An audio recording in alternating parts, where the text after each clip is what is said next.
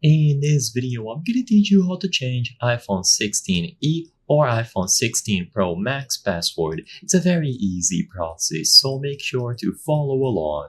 In this video, I'm going to teach you how to manage the password, aka passcode of your iPhone 16. Regardless of the model, follow these instructions and you will be able to change it to whatever you prefer. You can even disable it altogether. So to change this, you have to go over to the settings. Look for Face ID and passcode. If you are doing this with a very old iPhone model, it is going to say Touch ID and passcode instead. But basically, just look for the passcode options within the settings.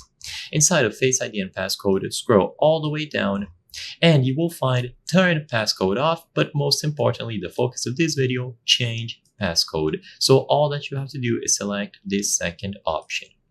Upon choosing change passcode, it is going to ask you to input the old passcode and then the new one. So you will have to input the old passcode that you will be changing.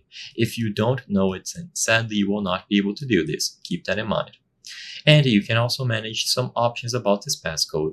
Once you input the old one and consequently the new one, it is going to be saved and the new one will be used instead. So every time that you boot up your device or you lock and unlock it, you will have to input the new passcode that you have created. You can turn it off altogether, and if you look here, you can also see toggles for specific options, so unlocking the iPhone, contactless payments, iTunes and App Store, and password autofill. So if you don't want to be bothered to type your password whenever you do one of these actions here, you can disable them individually.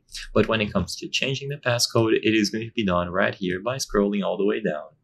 I hope I was able to help you on how to change iPhone 16e or iPhone 16 Pro Max password. If this video helped you, please be sure to leave a like and subscribe for more very easy tips. Thank you for watching.